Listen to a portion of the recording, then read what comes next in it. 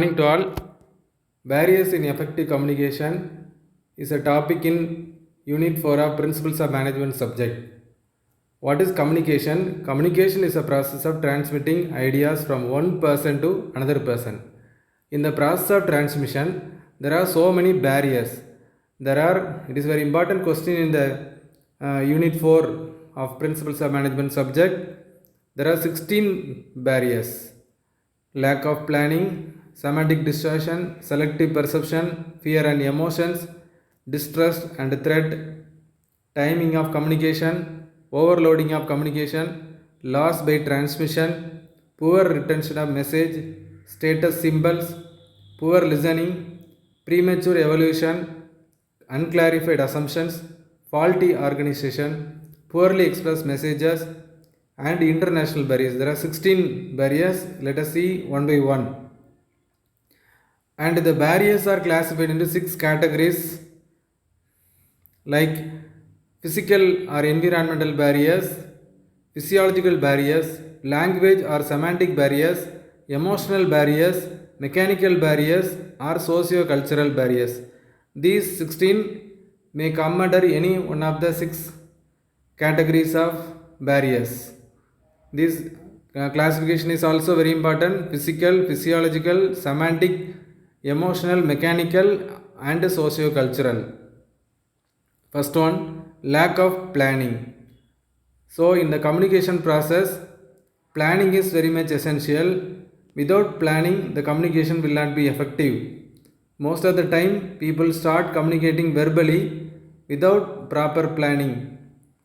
Inadequate planning of message is a hurdle to effective communication. Second barrier is semantic distortion. Semantic means signs of meaning. So a word has a different meaning under different circumstances, under different situation it will have different meaning. So if the right word is not used, it becomes a barrier to the communication. For example, word cost. Cost has different meaning. The production manager has the financial manager view as fund, cost as fund, and marketing manager will view cost as price. Production manager will view cost as the cost of making a product. So in order to make communication effective, right words should be used at the right time and in the right environment. Otherwise, it will become a barrier. So semantic distortion will come under a language barrier or semantic barrier. Third one, selective perception or filtering. Selective perception or filtering is also a barrier in effective communication. Filtering means that is in the communication process, some of the messages are filtered before going from one person to other person. Some of the messages are filtered, and it is also a barrier because a true message will not reach the customer, will not reach the receiver. So it is also a barrier. In large organizations, but there are several levels through which a communication must pass. That is, then large level means president, vice president, general manager, manager, deputy manager, supervisor, workers. So there are so many levels. When the information is passing from one level to another level, there is some filtering takes place.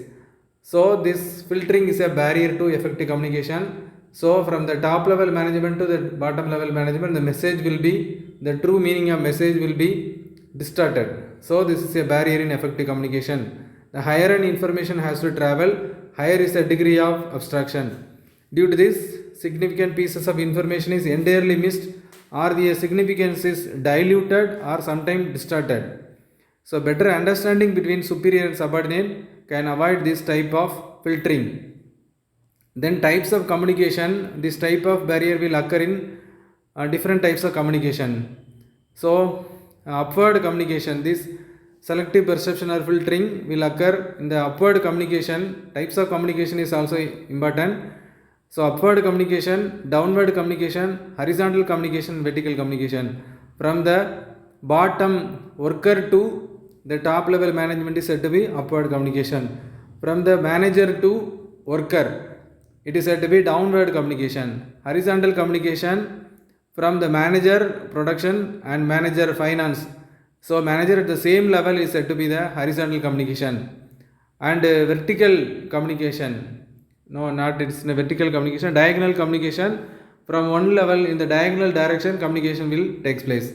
Based on expression, this kind of barriers will occur in written communication. That is, in writing form may be communicated. In the written communication, barrier will occur. In the oral communication, that is verbal communication. Oral communication is otherwise called as verbal communication.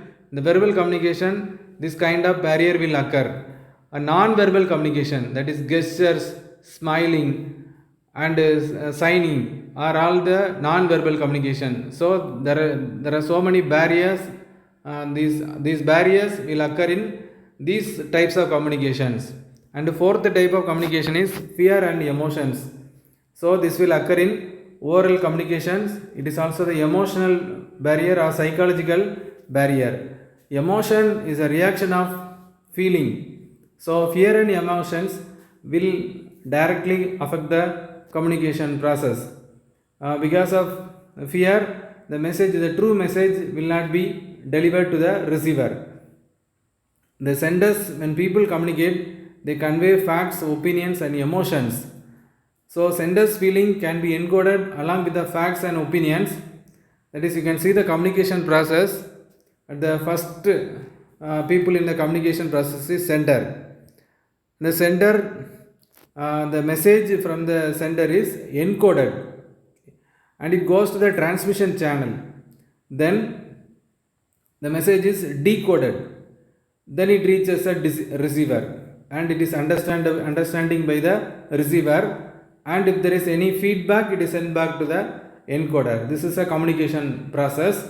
So in the communication process, sender's feeling can be encoded along with facts and opinions, but it may not reach the receiver. And at the same time, receiver's feelings can also affect the decoding of messages. Emotions like anger, fear, happiness, sadness, and surprise are hurdles to effective communication. Then distrust and threat. Distress on the part of superior and superior is also a barrier to communication. Distress can also be due to poor experience in which subordinate may be punished for reporting unfavorable but true message to the manager. Subordinates are unwilling to communicate unfavorable information to the superior because of distrust of the superior. Then timing of communication, it is also a barrier in effective communication. When the time is very short, some of the messages will be lost. This is a barrier in communication. Due to time pressure, some of the messages is lost. And the communication information received after the due date or due time is also not effective. It is also a barrier. So timing of communication is a barrier. Then overloading of communication. So sometimes managers are overloaded with phone calls and personal meetings and fax machines and so many things.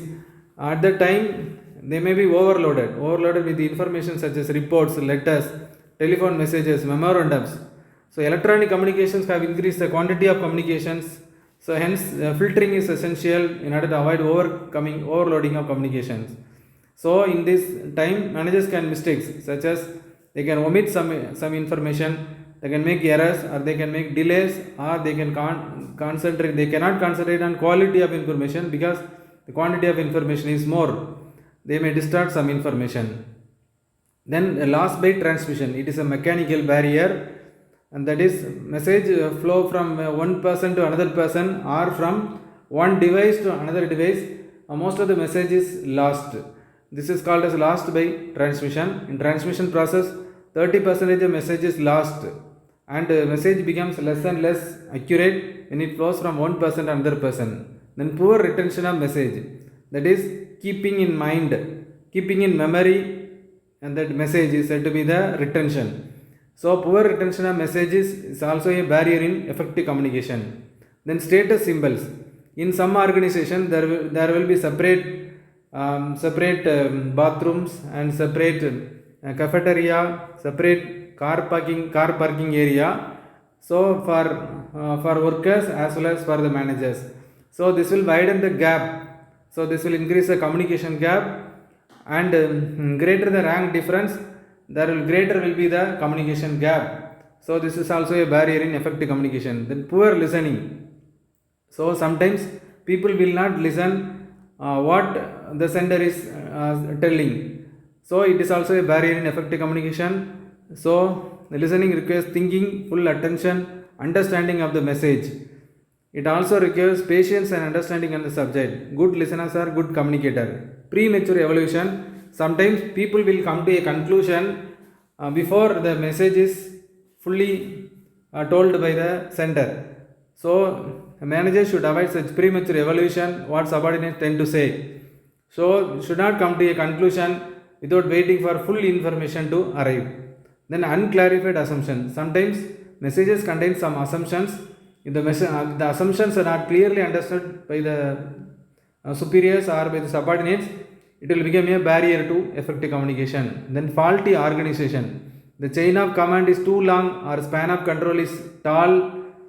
So if the organization structure is faulty, then the communication, it is also a barrier to effective communication. Poorly expressed messages.